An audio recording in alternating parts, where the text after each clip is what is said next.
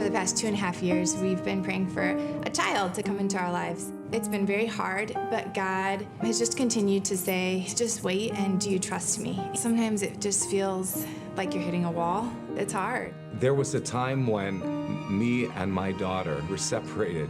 My heart's prayer was, please, Lord, bring my daughter back. I'm praying for God to just kind of like lay it out for me, and didn't hear anything. And I'm praying just like, God, just tell me, like, what am I supposed to be doing? There was a time when I really believed God was not listening. We were attempting to adopt our daughter from Russia. About 2 years into this, I think I really gave up. It feels like you're praying against a solid granite ceiling, and your prayers are bouncing off the ceiling and just coming back into your lap. You know, sometimes you pray for God's will to be done, and that means something totally different to us than it means to God.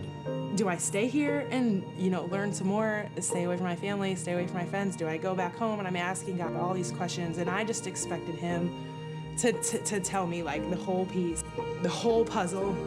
I just wanted to see the whole picture, and God just kind of was talking to me, that's not faith. I don't think I felt that an answer to prayer was possible. My heart was crying out for an answer, but I had no words. I had no words. The answer was no, and the answer was no for 5 years. God finally opened the door. For a very short period of time, we were able to go into Russia, bring our daughter home. The day we hit American soil, there was an American woman who also adopted a Russian child, who didn't want the child, put him back on a plane, and sent him back to Russia by himself, made national news. Had that have happened while we were in Russia, the door would have completely closed, and they would not have let us bring our child home. God opened a tiny little window and allowed us to bring our little Anya home. So I just kind of kept hearing, wait.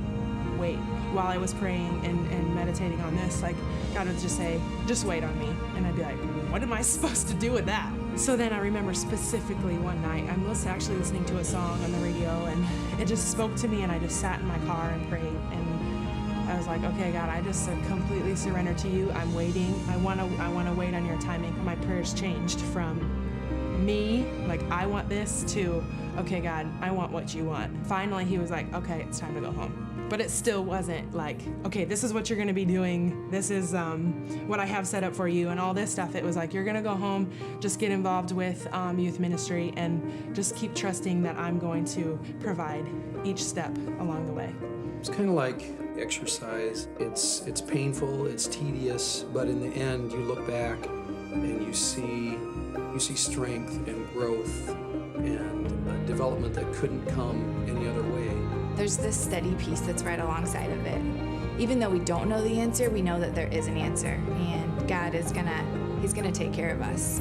With my puny little brain, I could never have imagined a better reunion. It almost felt to me as though it had made our relationship stronger. And I think my daughter realized how much I really loved her and how much I really cared for her. Well, he has answered prayer after prayer after prayer, and he's kept my heart tender and warm, and he just takes good care of us. He just takes real good care of us.